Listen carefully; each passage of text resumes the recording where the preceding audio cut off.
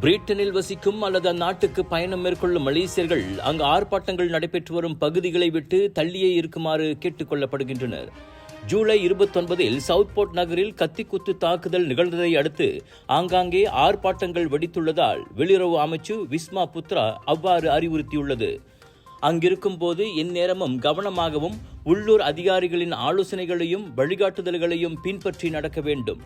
லண்டனில் உள்ள மலேசிய உயர் ஆணையத்தில் இன்னும் பதிந்து கொள்ளாமல் இருக்கும் மலேசியர்கள் விரைந்து அவ்வாறு செய்திட வேண்டும். சரியான தகவல்களும் உதவிகளும் உரிய நேரத்தில் அவர்களுக்கு கிடைத்திட அது அவசியம் என விஸ்மா புத்ரா கூறியது.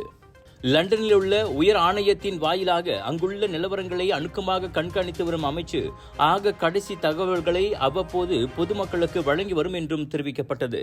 ஜூலை 29ஆம் தேதியன்று பிரிட்டனின் சவுத்போர்ட் நகரில் நடைபெற்ற டெய்லர் ஸ்விஃப்ட் யோகா மற்றும் நடன பயிலரங்கில் கலந்து கொண்ட 3 சிறுமிகள் கத்தியால் குத்தி கொல்லப்பட்டனர். இதனால் சனிக்கிழமை பிரிட்டனின் பல்வேறு நகரங்களில் தீவிர வலச்சாரி ஆர்ப்பாட்டங்கள் வெடித்து அவை கலவரமாக மாறியுள்ளன. இதுவரை 90க்கும் மேற்பட்டோர் கைது செய்யப்பட்டுள்ளனர்.